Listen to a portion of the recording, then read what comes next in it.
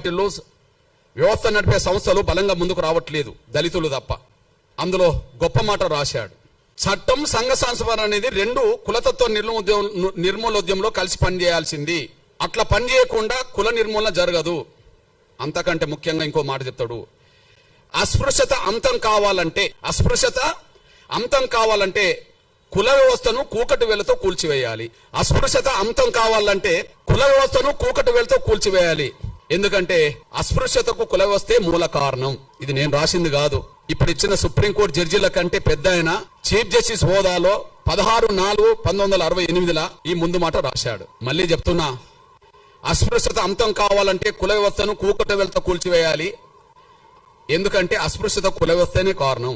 కాబట్టి అస్పృశ్యతను తొలగించాలంటే కుల వ్యవస్థ నిర్మూలన జరగాలి. కాబట్టి కుల వ్యవస్థ రద్దు అయితే పోయేదేంది?